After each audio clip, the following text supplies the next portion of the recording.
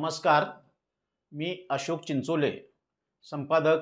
बोला तुम्ही ऐकतो आम्ही भूकंप न्यूज यूट्यूब चॅनेल. 2 दिवसापूर्वीच एक बातमी आली की महाराष्ट्रामध्ये देशी आणि विदेशी दारू दुकानाचे परवाने वाढवून देण्यात येणार आहेत.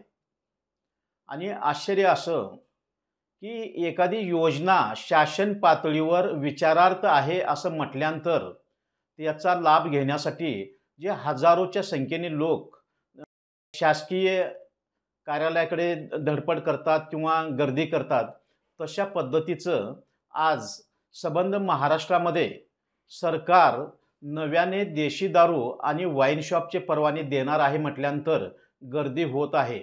एवढेच नव्हे तर या परवान्यासाठी जे काही कागदपत्र, पॅन कार्ड आहे, थकबाकीच्या संदर्भातले कागदपत्र आहेत, ते पूर्ण करण्यासाठी अक्षरशः शासकीय कार्यालयातून गर्दी आहे.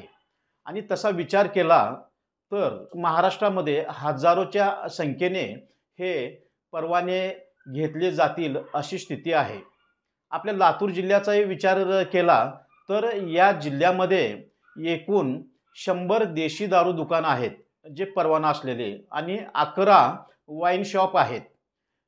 महाराष्ट्र शासनाचं असं एक धोरण आहे, साधारणतः 1970 नंतर एकही वाईन शॉपचा परवाना किंवा देशी दारूचा परवाना देण्यात आलेला नाही. पण आज मोठ्या प्रमाणात ही दारू पिणाऱ्यांची संख्या वाढली आहे. मग समाजातील एखादी कुटुंब अत्यंत गरीब असू दे किंवा मध्यमवर्गीय असतील किंवा श्रीमंत असतील, सर्वच वर्गातून पिणाऱ्यांची संख्या मोठी वाढली आहे. आणि बहुतेक सर्व कुटुंबामधून पिणाऱ्यांमुळे एक मोठी अडचण निर्माण झाली आहे. नव्हे तर कुटुंब हे उद्ध्वस्त झालेले आहेत. आजारपण असेल, अपंगत्व असेल किंवा मृत्यू असेल, या सर्वांचं कारण आज दारू हे दिसतं आहे किंवा नशा ही दिसते आहे. आता पिणाऱ्यांची संख्या मोठी झाली आहे आणि चिंताजनक ही बाब आहे की लहान लहान मुले देखील, 18च्या आतले मुलं देखील दारू पिण्यात व्यस्त आहेत. तुम्ही कुठेही पहा, तंबाखूचे ठेले असतील किंवा देशी दारूचे दुकान असतील किंवा वाईन शॉप असेल किंवा एखादा धाबा असेल किंवा परमिट रूम असेल, अशा ठिकाणी तरुणांची मोठी संख्या आहे. एखादा धाबा असेल, परमिट रूम असेल, अशांच्या समोर शेकडोच्या संख्येने मोटारसायकली आलेल्या दिसून येतात आणि प्रत्येक मोटारसायकलीवर 2-2, 3-3 तरुण येतात आणि ही दारू ढोसली जाते. सहज उपलब्ध जर दारू होऊ लागली तर हे पिणाऱ्यांची संख्या अधिक होणार आहे. तुम्ही गावोगाव आणि गल्लोगल्ली जसे काही किराणा दुकान किंवा पानटपरे आहेत, त्या प्रमाणे जर हे परवाने दारू दुकानाचे दिले तर माणूस सहज दारू पिईल.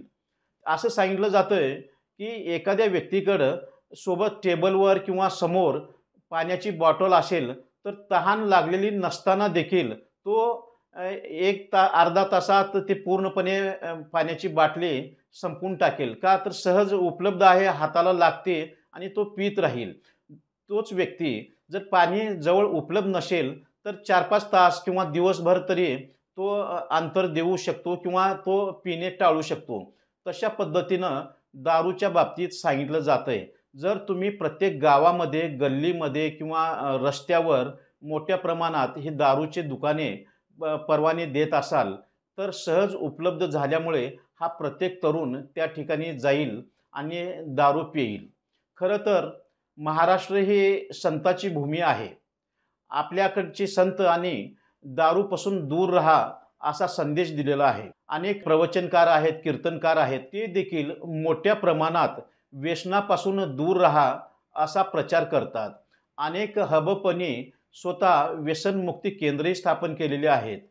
पण असं असतानाही मोठ्या प्रमाणात दारू पिणाऱ्यांची संख्या वाढती आहे. उलट शासनानं काय करायला पाहिजे की व्यसनमुक्तीचा जो प्रचार करणारे हबप आहेत, समाजसुधारक आहेत किंवा NGO आहेत, अशांना प्रोत्साहन दिलं पाहिजे. एवढंच नव्हे तर आज गरज निर्माण झाली आहे, प्रत्येक जिल्ह्याच्या ठिकाणी मोठ्या प्रमाणात असे व्यसनमुक्ती केंद्र निर्माण करणे आवश्यक आहे. अशात महाराष्ट्र शासन अचानकपणे देशी आणि वाईन शॉपचे परवाने देण्यासाठी विचार करतंय असा विचार का पुढं आला, तर त्याला एक कारण असं सांगितलं जातंय, की महाराष्ट्रामध्ये निवडणुकीच्या अगोदर लाडकी बहीण योजना लागू केली आणि महिलांना दरमहा ₹1,500 या योजनेनुसार देणे सुरुवात झालेली आहे. यासाठी जे उपलब्ध अर्ज आहेत त्यासाठी तर किमान वर्षाला 48,000 कोटी रुपयाची गरज आहे. मग लाडक्या बहिणीला अनुदान द्यायचं आहे, तर कुठून द्यायचं? तर मग महसूल जर निर्माण करायचा आहे, तर आता राज्य शासनाने किंवा अबकारी कर विभागाने राज्यामध्ये देशी आणि वाईन शॉपचे परवाने वाढविले पाहिजेत, असा एक प्रस्ताव म्हणे अजितदादा पवार यांनी आयोजित केलेल्या बैठकीत अधिकाऱ्यांनी मांडला. अबकारी करातून म्हणजे दारूवरच्या करातून महाराष्ट्राला सध्या वर्षाला 25,000 कोटी रुपयाचं महसूल उपलब्ध होतो. तर या विभागातील अधिकाऱ्यांनी असं सांगितलं, तुम्ही जर परवाने दारूचे वाढवून दिले, तर हा महसूल 50,000 कोटीपर्यंत जाऊ शकतो. जेणेकरून एक मोठ्या प्रमाणात आपल्या महसुलामध्ये भर पडेल. अबकारी कर हा राज्य शासनासाठी एक मुख्य महसूल गोळा करण्याचा स्रोत आहे, असं मानलं जातं आणि ते आहे देखील. पण पैसा निर्माण करायचा आहे म्हटल्यानंतर अशा पद्धतीनं तरुणांना, समाजातील व्यक्तींना नशेबाज बनवून जर तुम्हाला पैसे गोळा करायचे असेल, तर हे कशासाठी? हाही एक प्रश्न निर्माण होत आहे. असं सांगितलं जातंय, की लाडक्या बहिणीसाठी 48,000 कोटी लागणार आहेत. मग ते पैसे कुठून द्यायचे? तर ते पैसे अशा स्वरूपात निर्माण करायचे आणि ते लाडक्या बहिणीला द्यायचे. ही एक मोठी चिंताजनक अशी घटना आहे. शासनाने मोठ्या प्रमाणात जर देशी आणि वाईन शॉपसाठी परवाने दिले, तर एक अक्षरशः समाज, तरुण असतील, मध्यम वयीन असतील किंवा बुजुर्ग असतील, एक पुरुष मंडळी, बहुतेक पुरुष मंडळी हे कायम नशेत राहील, अशी स्थिती आज निर्माण झालेली आहे. मग पुरुष घरातला एखाद्या कुटुंबात एकही व्यक्ती जर दारू पिणारा असेल, तर अख्खं कुटुंब हे त्रस्त असतं. मग तुम्ही जर सहज दारू उपलब्ध करून दिली, तर माणूस सहज दारू पिईल आणि तो कायम नशेत राहील. त्यामुळं सामाजिक स्वास्थ्य बिघडलं जाईल, अशी एक मोठ्या प्रमाणात भीती आहे. या सरकारने लाडकी बहीण योजना लागू केली. कोणी मागणी केली नव्हती, तरी त्यांनी निवडून येण्यासाठी म्हणून किंवा निवडणुकीत फायदा व्हावा म्हणून ही योजना लागू केली. तसा त्यांना फायदाही झाला. मग आता या सरकारने पैसे कुठून आणायचे हा निर्णय त्यांनी घ्यायला पाहिजे. पण अशा पद्धतीने दारूचे परवाने वाढवून ते पैसे गोळा करणे हे कदापि करायला नको. आपण पाहतो शासकीय पातळीवर मोठ्या प्रमाणात अनावश्यक खर्च होतोय. गेल्या सरकारच्या काळात शासन आपल्या दारी वगैरे अशा काही योजना राबवल्या आणि योजना म्हणजे प्रसिद्धीसाठी स्टंटबाजी करण्यात आली आणि हजारो कोटी रुपये खर्च करून प्रत्येक जिल्ह्याच्या ठिकाणी खर्च करण्यात आला. त्यावरचा खर्च हा टाळता आला असता. आता सरकारने देखील आपले वेगवेगळ्या कार्यक्रमातील खर्च हे टाळले पाहिजेत. अनावश्यक खर्च टाळले तर मोठ्या प्रमाणात बचत होऊ शकते.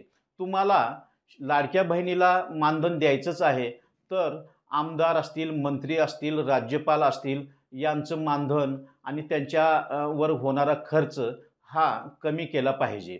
एखादी मंत्री पहा किंवा एखादे स्थानिक स्वराज्य संस्थेतील पदाधिकारी पहा, निवडून आला की तो लाखो रुपये खर्च आपल्या या केबिनवर करतो. फर्निचर असेल, पडदे असतील, इतर असतील. अशा स्वरूपाचाही खर्च मोठ्या प्रमाणात केला जात आहे.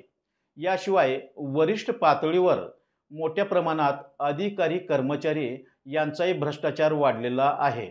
हा भ्रष्टाचार सक्तीनं रोखलं आणि जो हा पैसा जो अनावश्यक खर्च करावा लागतोय सर्वसामान्याला, तो थांबविला, त्याची बचत केली, तर हा मोठ्या प्रमाणात फायदा होणार आहे. पण कोणत्याही परिस्थितीमध्ये महाराष्ट्र सरकारने देशी अथवा विदेशी दारूचे दुकाने किंवा वाईन शॉपचे दुकाने वाढवून देण्यासाठी परवाना देऊ नये, म्हणजे लायसन देऊ नये, तसा प्रयत्नही करायला नको. या संदर्भात विरोधक तर टीका करतीलच किंवा विरोधक विरोधी करतील. पण त्याहीपेक्षा समाजातील जाणकारांनी, समाजातील NGOनी तसेच महिलांनी मोठ्या संख्येने पुढाकार घेऊन सरकार देशी दारूचे किंवा वाईन शॉपचे परवाने कुठल्याही परिस्थितीमध्ये नव्यानं वाढवून देणार नाही, यासाठी तीव्र आणि तीव्र विरोध केला पाहिजे. प्रसंगी आपल्या या लाडक्या बहिणीने असंही म्हटलं पाहिजे, की नको तुमचे आम्हाला लाडक्या बहिणी योजनेतले पैसे, पण दारू दुकान परवाने देणे बंद करा. एवढेच नव्हे, तर आहे ते दारू दुकान देखील कमी करा, असं म्हटलं पाहिजे. सर्वाधिक त्रास हा दारू पिणाऱ्यांचा महिलांना आहे. तो घरात असेल किंवा घराबाहेर देखील. अनेक गुन्ह्याला कारण किंवा प्रवृत्त करणारी घटना म्हणजे दारू पिलेला व्यक्ती असं ठरत आहे. तेव्हा महिलांनो, हे लक्षात ठेवा, की सर्वाधिक त्रास हा दारूचा तुम्हाला आहे. तर तुम्ही शासन जे आता विचार करीत आहे, की दारू परवाने अधिक वाढवून देण्याचा, त्याला तीव्र आणि तीव्र विरोध करावा आणि आपले भाऊ, आपले वडील, आपला मुलगा यांना व्यसनापासून दूर ठेवण्याचा प्रयत्न करावा, असं आम्ही आमच्या चॅनेलच्या वतीनं अपेक्षा व्यक्त करतो आहोत. नमस्कार.